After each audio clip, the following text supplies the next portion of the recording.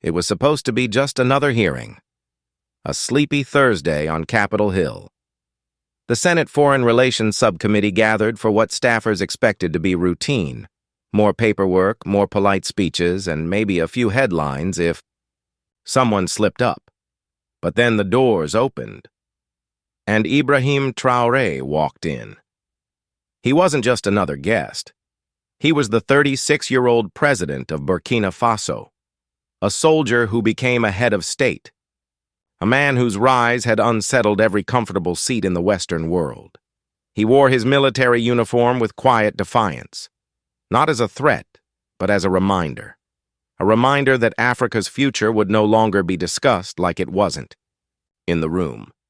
And now, here he was, standing before U.S. senators who didn't quite know what to make of him. Cameras clicked. Whispers spread like smoke. At the center of the panel sat Senator John Kennedy of Louisiana, folksy, sharp, and never one to miss a punchline or a fight. He leaned back, watching Traoré with a smirk that said, "Go ahead, impress me." Traoré opened calmly. Africa's future isn't something to be negotiated behind closed doors, and we don't need permission to reclaim what was always ours, our land, our dignity, our voice. It was steady, it was clear, and it rattled the room. Senator Kennedy chuckled into the microphone. "That's real poetic, Mr. Traoré, but let's not dance around it. You kicked out French troops. You tore up American mining contracts. You cozy up to China and Russia. Tell me, what exactly makes you think you're fit to lead anything?" Silence. The kind that grabs a room by the throat. Traoré didn't flinch. He slowly leaned forward, pushed the mic closer, and said, "A man who claims to love democracy but mocks the will of African people doesn't get to question leadership. You look at my uniform and see a threat. I look at your policies and see a double standard." Kennedy shifted in his chair. But Traoré wasn't done. "You ask what makes me qualified.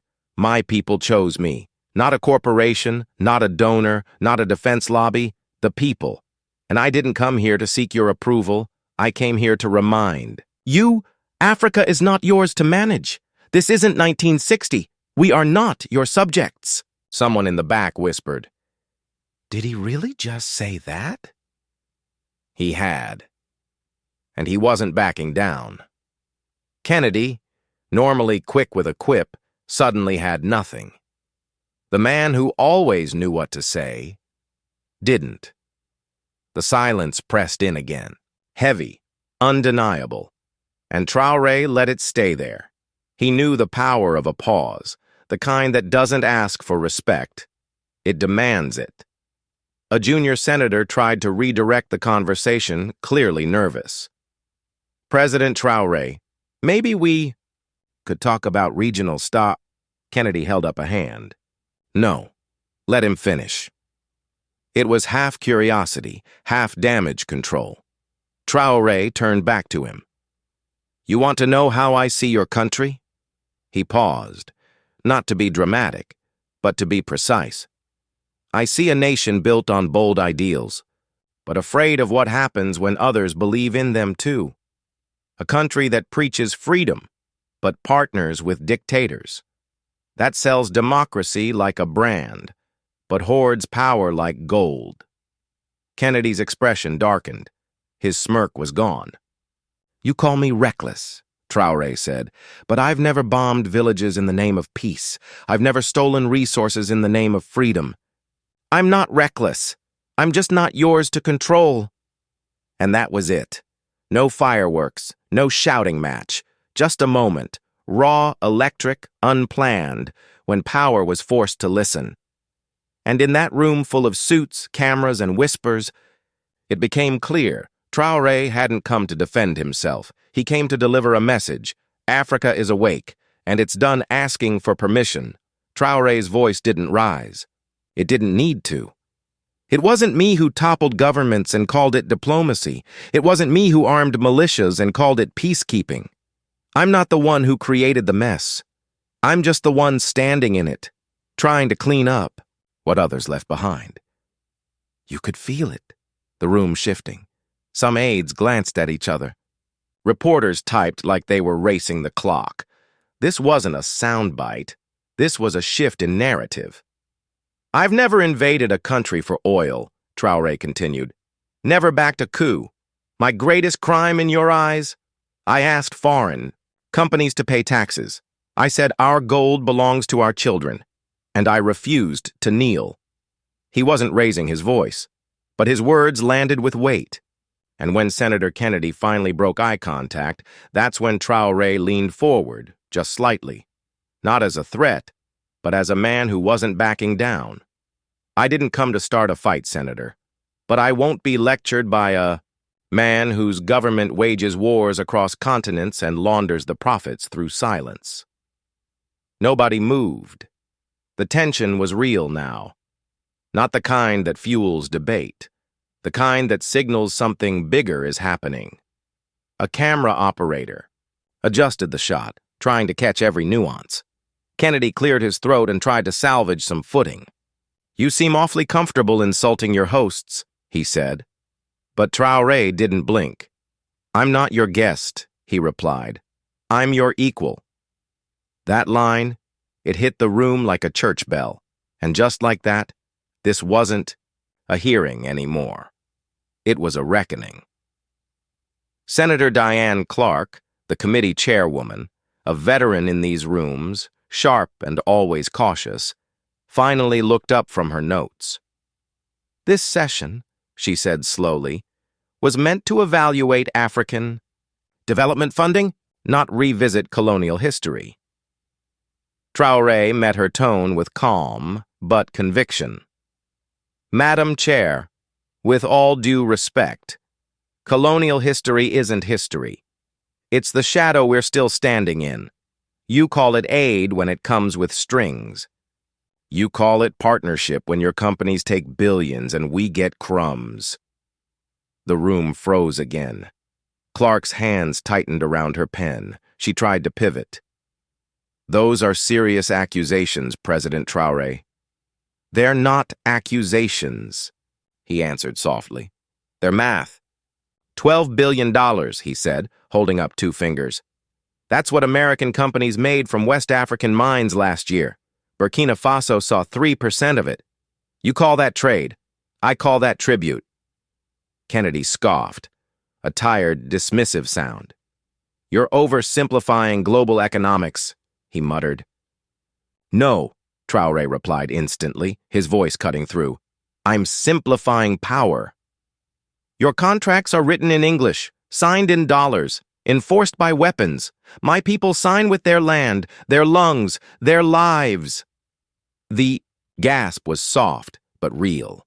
Someone in the back dropped a pen. A White House aide glanced down at their phone, clearly rattled. Chairwoman Clark, now visibly tense, tried to wrest back control. Let's move forward, she said.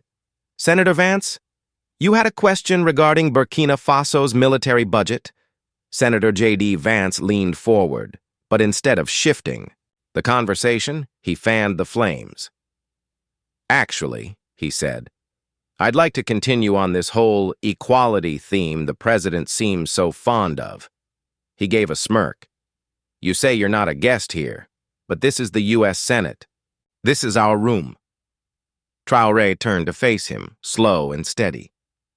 If this room only welcomes those who agree with you, it's not democracy, it's theater. Vance didn't move, but the smirk faded. I'm just saying, he offered. A little humility would go a long way. I bring humility, Traoré replied, but I do not bring submission. You could hear that line echo, not because of its volume, but because of its truth. Chairwoman Clark glanced at the clock. You could tell she wanted to wrap things up, but doing so now, on live TV, would look like retreat. Then Traoré delivered the final blow. Not with fury, but with absolute clarity. Burkina Faso isn't here to beg. We're not pleading for trade. We're not seeking permission. We're stating our position. And with that, everything changed. Even the junior senators, normally, scrolling or scribbling, sat up straighter. Because this wasn't the Africa they were used to. Not the deferential voice. Not the apologetic tone. Not the hand reaching out for help. No. Traoré had come not as a supplicant, but as a sovereign. And now the question wasn't whether the room approved of him.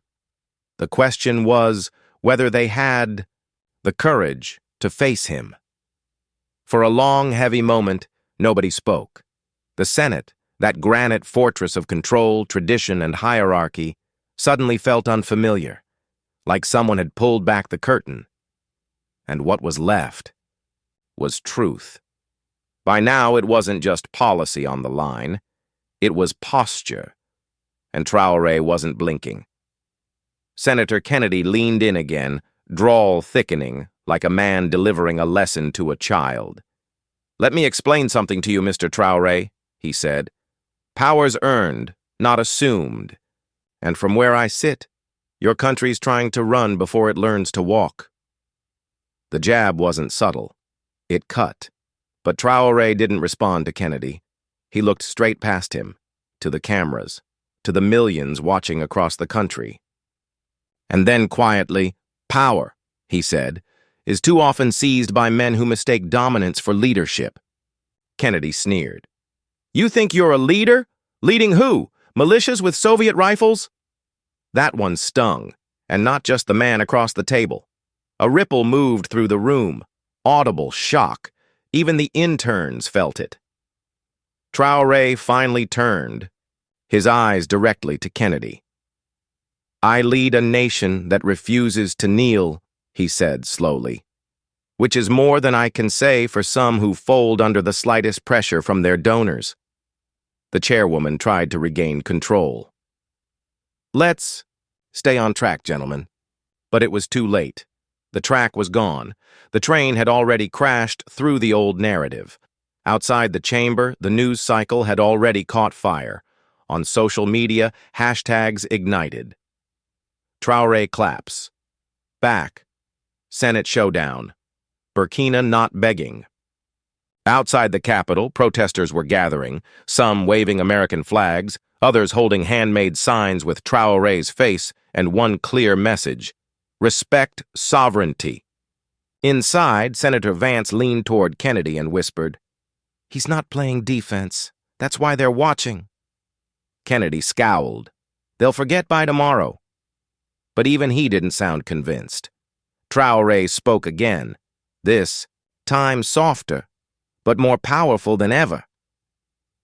"I didn't come here to insult. I came here to illuminate. We are tired of being told the cost of freedom by those who've never paid it." Chairwoman Clark, exhausted now, tried to call for recess. "President Traoré, I think we need to—" He gently raised a hand, not to interrupt, just to finish. "I'll leave you with this," he said. "Burkina Faso is not your experiment. We are not your failed state. We are not your charity case. We are your mirror. And maybe that's what frightens you most." And then he sat back. No fist pumping, no victory smile, just stillness, resolved, grounded, certain. In that moment, it wasn't just a Senate chamber that had been rattled. It was the entire framework of a one-sided conversation, one that had gone unquestioned for decades. 3 floors above, in a private, high-security briefing room, a dozen senior officials and White House aides were watching the live feed in stunned silence. No one said a word, not at first. Someone finally whispered, "Did that just happen?" It wasn't a question. It was disbelief. Traoré hadn't just shown up in the lion's den. He made the lion look outdated. Across the hall, in the Eisenhower Executive Office building, National Security Advisor Paul Reimer sat quietly, watching the playback on his tablet. "He's not a populist," he said. A younger aide offered, "He's arrogant." Reimer shook his head. "No, he's disciplined, intentional. He came ready for war." But he fought with truth. That's not arrogance. That's influence. Downstairs, Kennedy stormed out of the chamber, ignoring reporters, brushing off cameras. "No comment," he snapped, disappearing into a black sedan.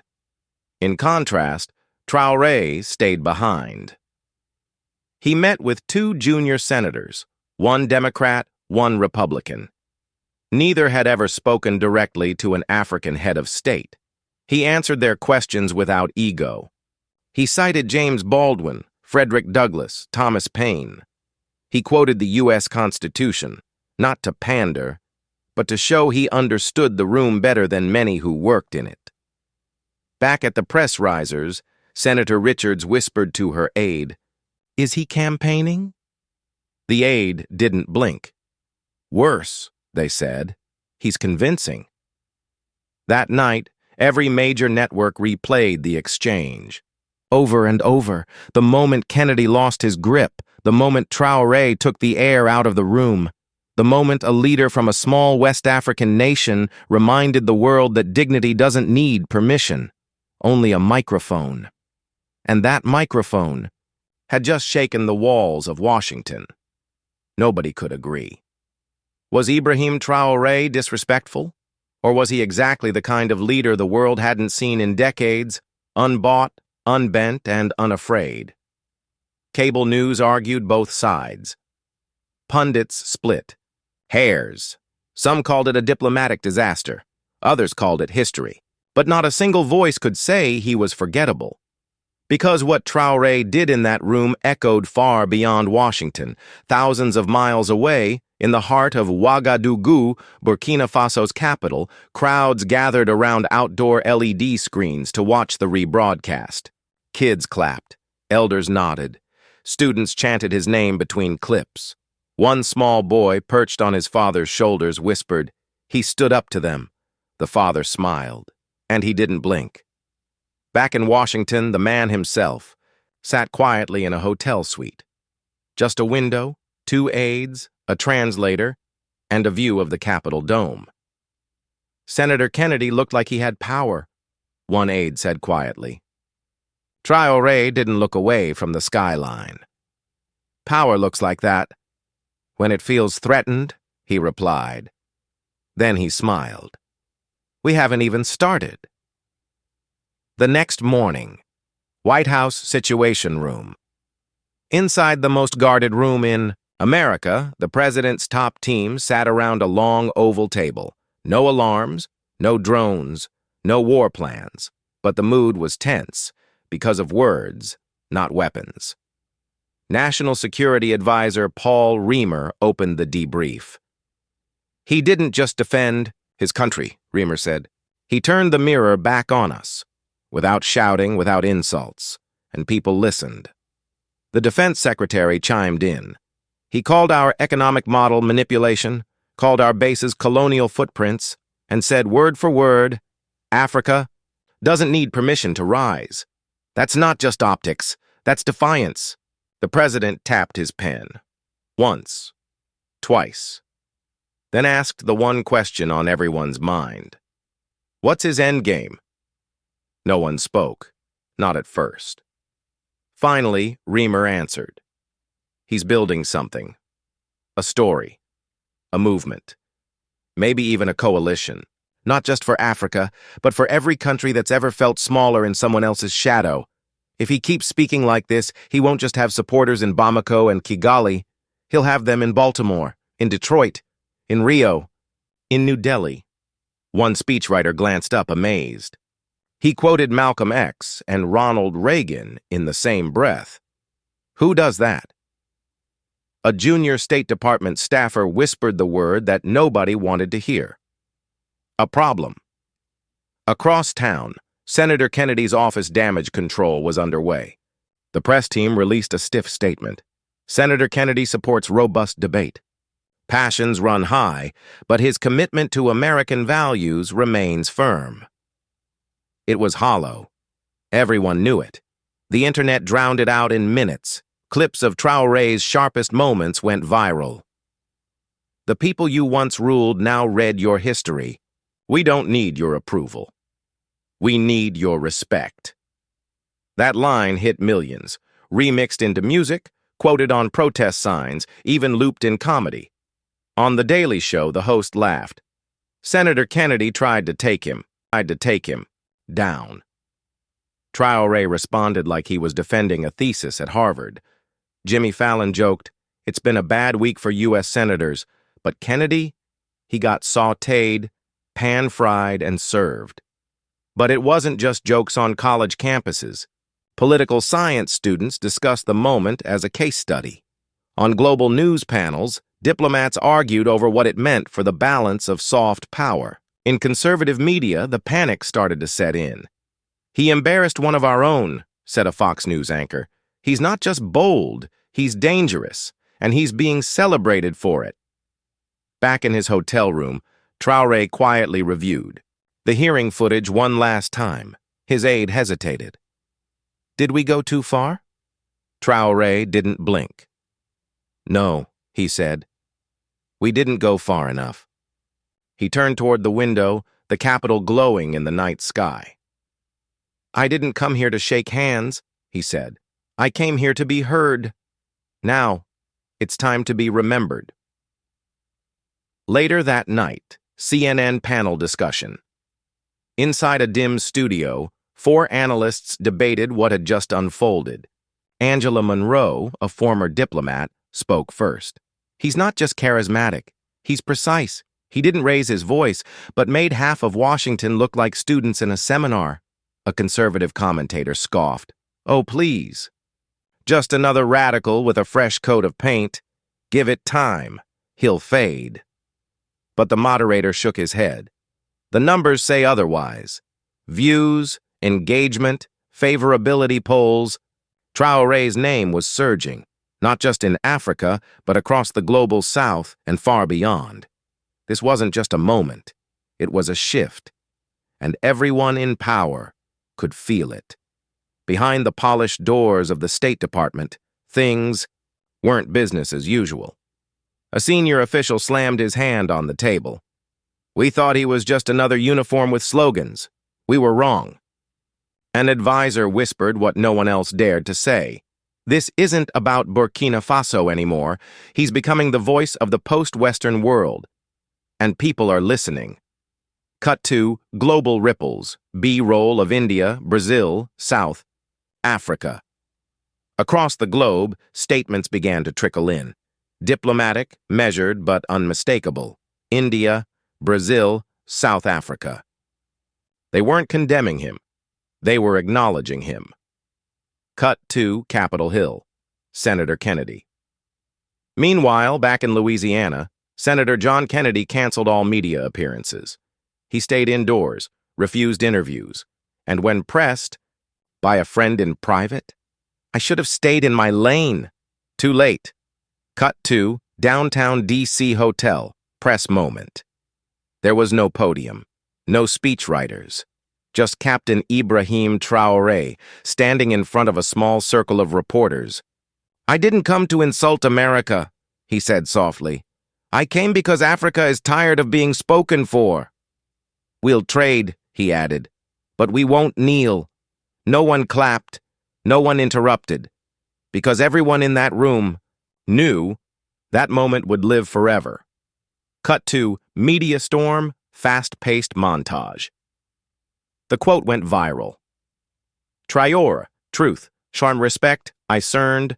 New voices, rising TikTok teens turned it into a slogan. Activists made it a chant. The White House? Caught off guard. "We expected a handshake," a senior official admitted. "We got a lion." Cut to Burkina Faso, celebration. In Ouagadougou, thousands poured into the streets, not for a parade, for pride. One sign read, "He spoke as an equal, not a guest." Cut to private room, Traoré with his team.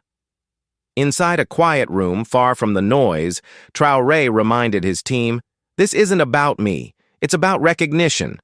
We don't need to shout. We just need to stand tall and not move." But behind the scenes, the threats had started. A text came in. You embarrassed the wrong people. Traoré glanced at it and smiled. I've been embarrassing colonizers since I could talk, he said. They can get in line. Cut to night, CNN anchor speaks. Has Captain Traoré just changed the rules of global diplomacy? The anchor asked. No one answered. But in embassies, think tanks, and boardrooms around the world, the silence was the answer. Final scene, Senator Kennedy alone at night. Back in Louisiana, Senator Kennedy poured himself a drink, shut off the porch light, and muttered, I never should have opened my damn mouth. Headline montage, morning after a new global. Voice. Africa's rising star schools, Washington Kennedy rattled, Traoré unbothered, closing narration, soft, reflective tone. He didn't shout, he didn't beg, he didn't storm out. He just stood up, told the truth, and didn't flinch. And maybe, for the first time in a long time, the world listened. The world didn't see it coming. One voice, calm, unwavering, with no notes and no permission, walked into a room built to silence him, and made it listen. Ibrahim Traoré didn't go to New York for applause. He didn't show up to impress networks or charm pundits. He came with one purpose, to speak without begging, to exist without apology. In a quiet corner of Manhattan, his hotel suite was still. The city roared outside, but inside the man sat in thought. His assistant placed a list of media invitations on the table. CNN, MSNBC, even Joe Rogan. He glanced at it once and pushed it aside. I'm not chasing spotlights, he said softly. I'm chasing balance.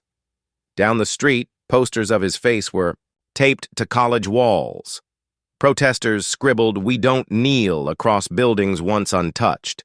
Cities like Detroit and Dallas called for him, not for speeches, for something deeper, for truth, for defiance, for clarity in a world drowning in polite lies. Back in D.C., the response was different. Behind closed doors on Capitol Hill, Senator Kennedy leaned over a polished oak table. His voice was cold, not theatrical, tired of being surprised. He's not just loud, Kennedy said. He's strategic, and he's making us look small. In another room, the State Department ran transcripts, ran damage control, ran scared. An aide finally said it aloud. In 1 hour, he got more Americans listening than we've managed in a decade. But Traoré? He wasn't watching the ratings. He was preparing for something bigger, the chamber. The UN General Assembly was unusually still that morning, not out of respect, but curiosity, the kind of silence that creeps in when people sense a shift. No teleprompter, no script, no theatrics. Just a man, young by their standards, African by their bias, walking to the podium with the weight of history on his back and not a single apology in his voice. I was told I don't belong here, he began. Too young, too African, too inconvenient. A few chuckles flickered, nervous ones. But you don't get to decide who belongs in the rooms where futures are built. Eyes turned toward Z. The American delegation. Kennedy sat motionless, jaw tight. You inherited titles. I earned mine in sweat, in silence, in betrayal. You talk about global order. I've lived its consequences. I'm not here to ask for a seat at your table. I came to build my own. His voice never rose, but every word landed like a hammer. I don't hate America. I hate pretense. I don't hate wealth. I hate theft. I don't seek revenge. I seek repair. Some sat straighter. Others stared down at their notes. And then, to the forgotten, the overlooked, the dismissed, he turned his words outward. To every young voice across the global South, to every soul told to wait their turn, remember this. You are not visitors in this world. You are architects of its future. One clap, then another, and then it happened. The chamber erupted. Not everyone stood, but enough did to tip the scale forever. Traoré stepped back from the mic, no bows, no smiles, just a nod. And he walked away, leaving behind more than applause. Aftermath. Outside, microphones swarmed him. "Mr. Traoré, what do you think you achieved today?" a BBC reporter shouted. He didn't stop walking, didn't flinch. "They know I belong now," he said. And that was all. Somewhere in South America, a diplomat sent him a message. "You've opened a door, we're right behind you." Another message followed. "They used to speak about us, now they'll speak to us." And in the quiet of a vanishing moment, Traoré stared out over the skyline, unmoved by the noise. "The world didn't change tonight," he whispered. "It just realized we've been standing here all along." Closing message. This wasn't a headline moment. This was a line in the sand, because real power isn't loud, it's steady. And leadership? It's not gifted, it's fought for. In the truth, in the tension, and in the refusal to be small. Ibrahim Traoré didn't demand respect. He embodied it, and in doing so, he reminded the world, sometimes the loudest answer is silence. Silence.